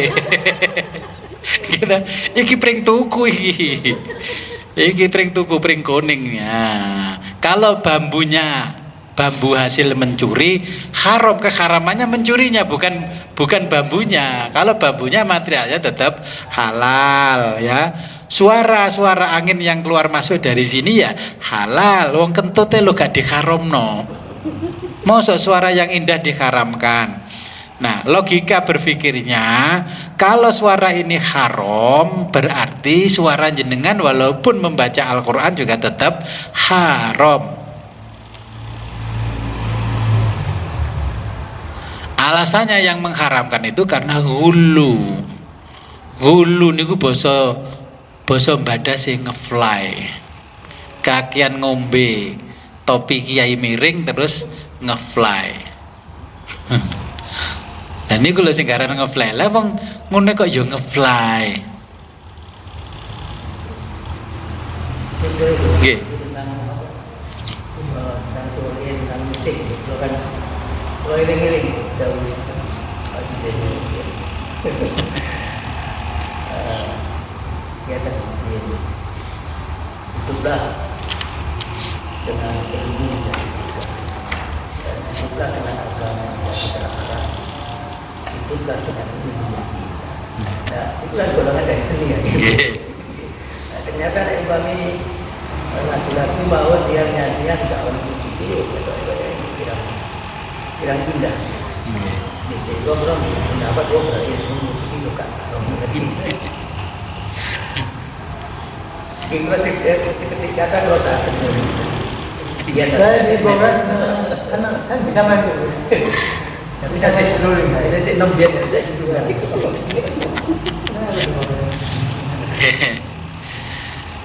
ya, jadi ini karena keterbatasan ilmu, maka di zaman akhir banyak ulama jahil ketika memutuskan perkara tanpa ilmu. Ini loh, okay. Karena memutuskan perkara tanpa ilmu. Pun jelas bab ilmu, kita lanjutkan ke bab berikutnya. Niku jame tak walik temen kok lek kula jen sendelok jam. Babu ismi man kadzaba 'alan nabi. Bab ismi berdosa man orang ya, kadzaba yang berdusta. Bab orang ya, bab dosa orang yang berdusta alan nabi atas nama nabi.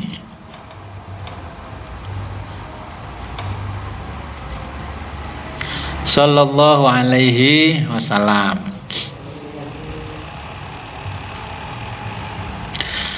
Haddatsana Ali bin Al-Ja'di qala, telah menceritakan kepada kami Ali bin Al-Ja'di qala, berkata Ali, akhbarona, telah menghabarkan kepada kami siapa Su'batu Su'bah. Qala, berkata,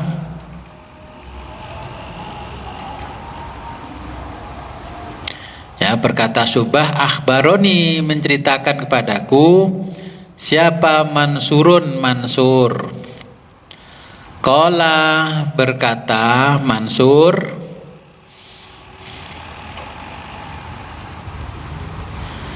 sami'tu, aku mendengar, Rib'i ya bana Khirosin, Rib'i ibnu Khiros, yaqulu, dia berkata, sami'tu, aku mendengar Alian Ali, yaqulu, berkata, qala, bersabda siapa an-nabiyyu, nabi, sallallahu alaihi wasallam.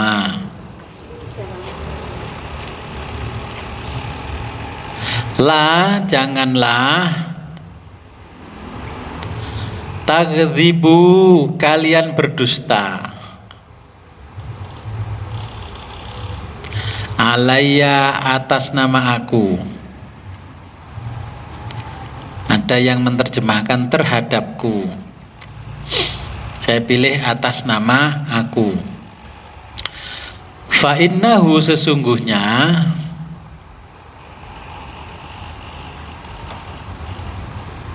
man, barang siapa kadzaba, berdusta, alayya, atas nama aku,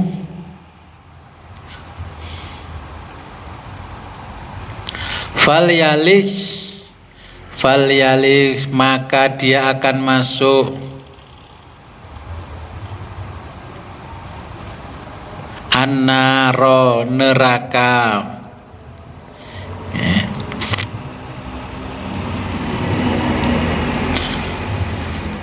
Nah, hadis ini saya jelaskan. Kenapa muncul hadis ini? Ya, menyambung dari tadi. Pada waktu setelah Nabi wafat, kekuasaan Bani Umayyah, Bani Abbasiyah, banyak ulama yang memalsukan hadis demi kekuasaan. Banyak politisi memalsukan hadis demi suara. Jadi pada waktu itu ulama-ulama juga banyak yang memalsukan hadis. Dan sejak kapan? Ya sejak Nabi wafat mulai banyak orang memalsukan hadis. Dulu Nabi masih hidup, orang bertanya langsung pada Nabi. Setelah Nabi wafat, orang bikin sendiri. Ya untung ada orang-orang hebat seperti Bukhari dan Muslim ini, dia meneliti sanadnya hadis-hadis ini, bener nggak ini ucapan Kanjeng Nabi? Karena semuanya mengikuti gaya Kanjeng Nabi bertutur kata. Makanya Nabi memberikan isyarah kepada kita, ya, peringatan, la yakdzibu alayya, janganlah kamu berdusta atas nama aku. Makanya lek ngaji wis pokoknya apa jari kitab, nang kitab ngono timbang nek kata-kata Nabi. Nggih. Oh, hadisnya gak pati apal ngomongno Kanjeng Nabi, ya. Kan nanti kita dianggap berdusta atas nama Nabi. Karena kalau sudah berdusta atas nama Nabi, yang halal bisa jadi haram, yang haram bisa menjadi halal.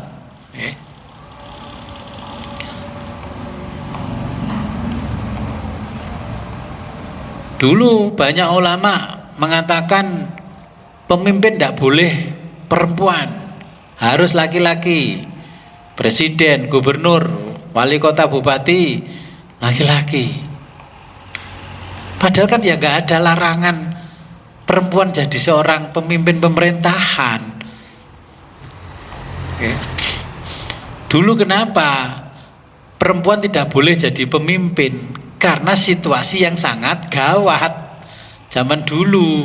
Sekarang situasi kan sudah merdeka. Seperti kita bicara Indonesia sudah merdeka, sudah adem ayem, tentrem. Siapapun boleh memimpin pemerintahan, silahkan. Wong nyatane wong lanang ya korupsi tok ya. Jadi dulu dilarang pemimpin itu perempuan karena kondisi dunia pada waktu sangat mengerikan. Makanya dulu yang namanya anak perempuan tidak boleh keluar rumah tanpa mahramnya, tanpa mahramnya. Kalau gak metu lek gak ditutno bapak itu dulur lanangi. Nah, apakah itu juga berlaku sampai hari ini? Dulu itu kondisi Arab sangat gawat, metu ya di ablasi wong. Sekarang kan ya enggak, karena kondisi sudah aman, tentram. Bolehlah keluar pulang jam 9, pokoknya pamitan, kirim WA kan beres.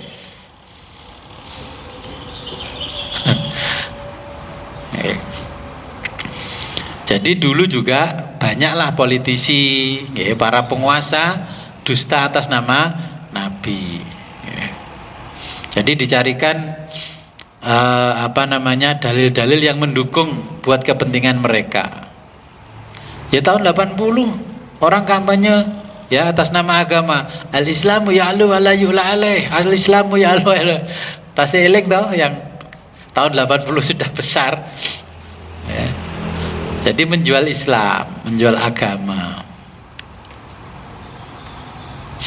Ya kita lanjutkan. Haddatsana Abul Walidi qala, telah menceritakan kepada kami ya Abul Walid qala, berkata Abul Walid, haddatsana, telah menceritakan pada kami siapa Asy'batu Syu'bah an Jami' bin Shaddadin, dari Jami' bin Shaddad, an Amir bin Abdullah, dari Amir bin Abdullah ibn Az-Zubair, ibn Zubair, an abihi, dari bapaknya, qala, berkata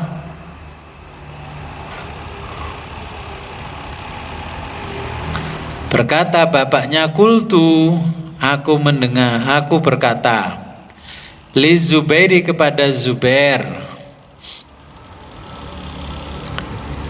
ini sesungguhnya aku la asma'uka, belum pernah mendengarmu,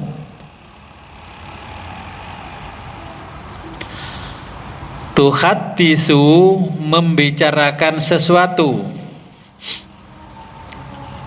an Rasulillahi, dari Rasulullah sallallahu alaihi wasallam.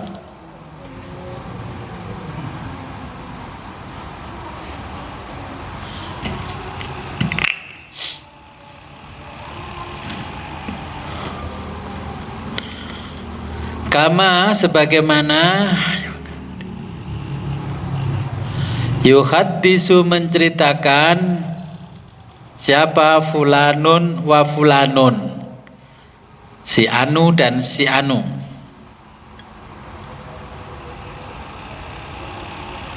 Qala, menjawab Az-Zubair,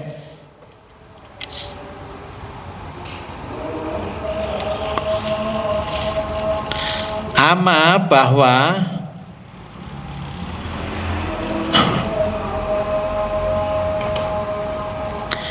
ini aku lam, tidak pernah ufarikhu, ufarik, berpisah, hu, dengan beliau, maksudnya beliau Nabi.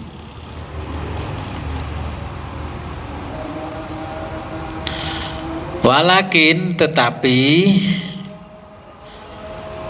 walakin dan tetapi, sami'tuhu, sami'tu, aku mendengar, hu, beliau, yaqulu, bersabda,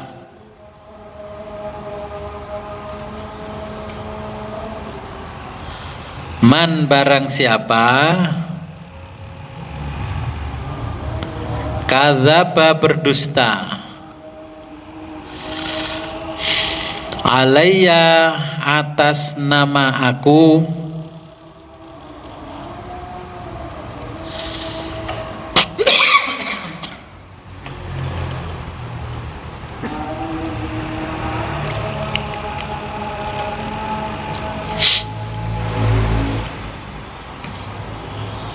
falyatabawa, maka dia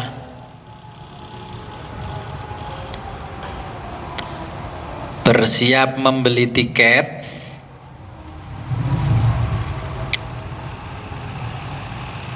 maq'aduhu, yang tempat duduknya, minan nari, dari neraka atau api. Nah, Zubair ini walaupun dekat sekali dengan Nabi tapi tidak mau menceritakan hadisnya Nabi, takut keliru nanti dianggap berdusta. Zubair mengatakan, aku pernah mendengar Nabi bersabda, barang siapa berdusta atas namaku maka bersiap-siaplah beli tiket untuk masuk neraka.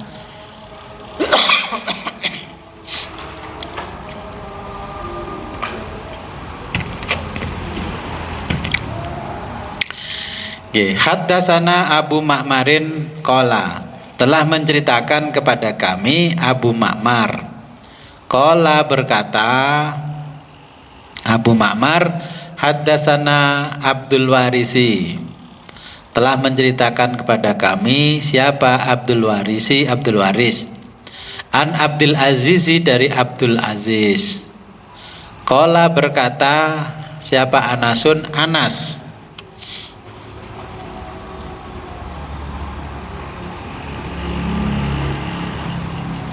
Innahu, bahwa beliau, beliau Nabi, layam nauni, melarangku,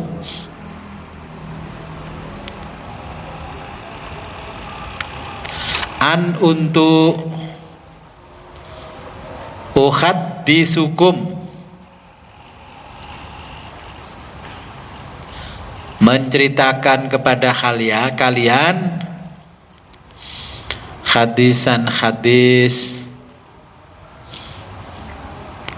kasiron yang banyak,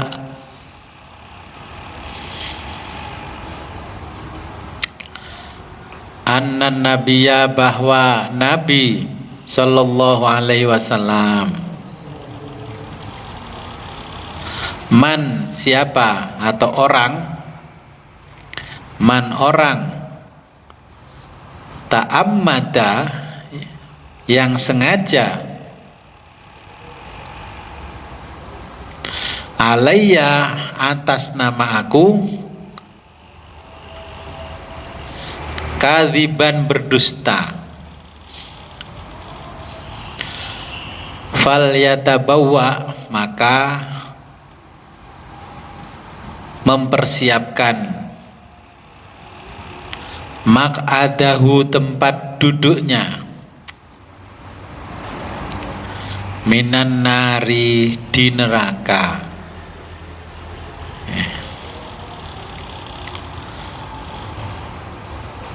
Haddatsana Makiyu bin Ibrahim, telah menceritakan pada kami Maki bin Ibrahim. Qala berkata Maki, haddatsana, telah menceritakan kepada kami Yazid bin Abi Ubaidin, Yazid bin Abi Ubaid, an Salamata, dari Salamah. Qala berkata Salamah, sami'tu, aku mendengar, an Nabiya, Nabi sallallahu alaihi wasallam, yaqulu, bersabda,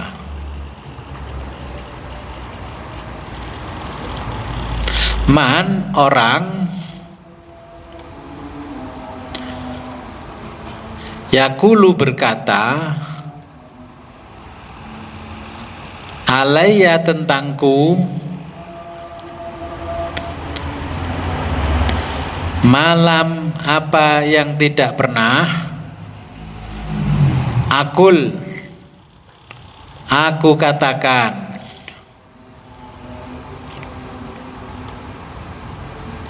fal yatabawa, maka persiapkanlah tiket, maq'adahu, tempat duduknya, minan nari, di neraka.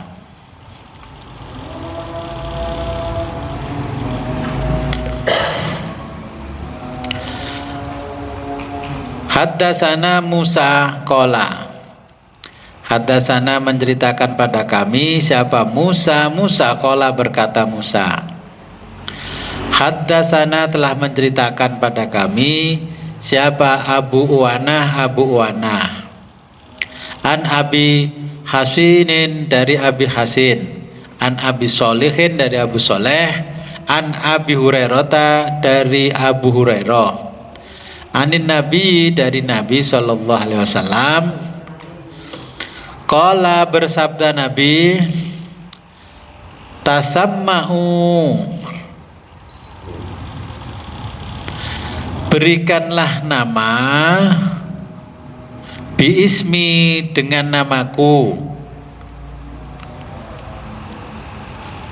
wala taktanu, jangan diberi nama, Bikunyati dengan julukanku.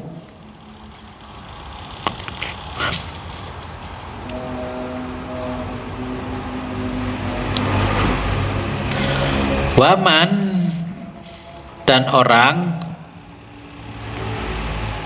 ro'ani melihatku fil manami di dalam tidur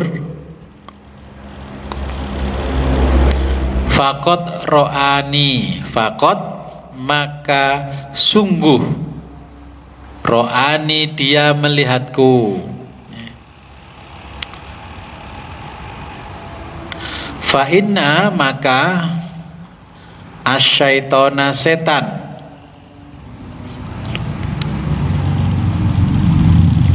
la yatamassalu tidak akan sanggup menyerupai fi surati bentukku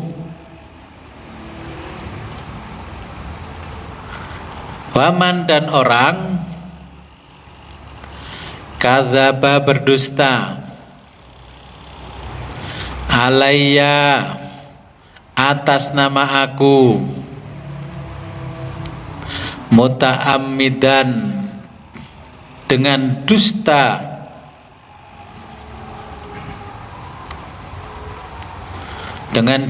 sungguhan fal yatabawa maka dia mempersiapkan maq'adahu tempat duduknya minan nari di neraka.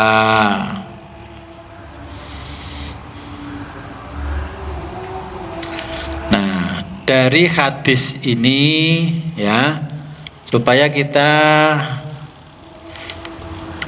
tidak berdusta atas nama Nabi, ya mungkin kita mengingat bahwa Nabi pernah mengucapkan begini-begini, tapi kita tidak mengucapkan hadisnya. Maka dari sini ulama menyarankan umat Islam itu punya kitab hadisnya Nabi, punya kitab hadisnya Nabi. Kalau nggak punya kitab hadis yang penuh, kayak saya Bukhari Muslim berjilid-jilid, ya yang Bukhari beli yang namanya ringkasannya. Ringkasan Bukhari ada yang Abi Jamroh, ada yang ringkasan khusus ulama-ulama lain, ya. Muslim juga ada sendiri, yang lain ada sendiri. Ya. Jadi supaya kita tidak berdusta atas nama Nabi, ya.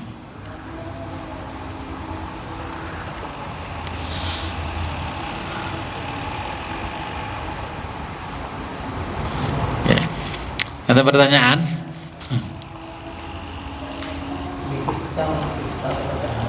Oke. Kemudian segera menilai beribadah dengan taktis. Kristian itu patuh masyarakat. Kita yang dibutuhkan. Menjadi itu yang Allah itu bagus. Allah itu berapa bahasa Arab. Tapi semerap artinya baca dia berasal dari dia bahasa. Kita udah ngasihnya, tapi dia tiga artinya. Kata itu boleh lapor. Oke. Gimana kalau kita mengutip Nabi tapi tidak baca hadis dalam bahasa Arab, tapi bahasanya selain Arab, terjemahan. Kalau kita Indonesia ya Indonesia. Maka ulama itu mengajarkan begini. Kalau kita nggak hafal teks hadisnya, saya menukil riwayat di kitab kurang lebihnya seperti ini. Oke, jadi untuk menyelamatkan kita supaya kita tidak dianggap berbohong atas nama Nabi. Jadi kurang lebihnya seperti ini. Maka ulama dulu setelah menulis kitab, setelah ngaji dan sebagainya, yang terakhir mesti ditutup dengan kalimat wallahu a'lam bishawab. Semuanya yang tahu tetap Allah.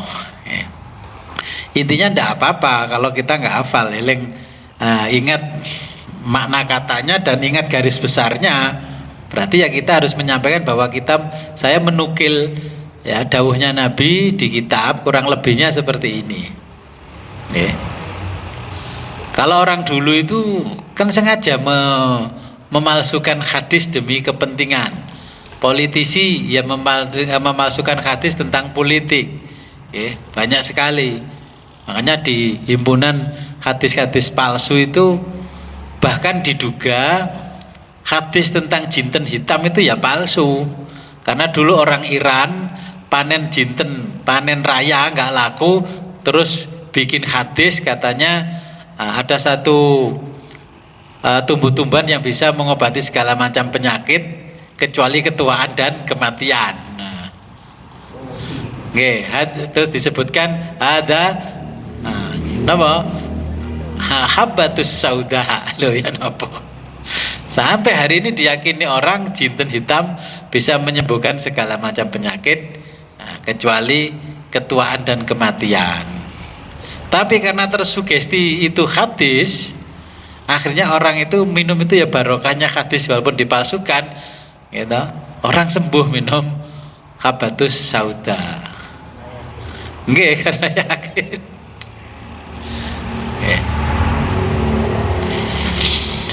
Oke, sebelum kita akhiri, marilah kita berdoa kepada Allah semoga apa yang kita pelajari pada sore hari ini membawa manfaat barokah fid dunya wa dunya hatta akhirah. Mangke Abah Zaini, Abah Jalil, Burini keririn nggih. A'udzu billahi minasy syaithanir rajim. Bismillahirrahmanirrahim.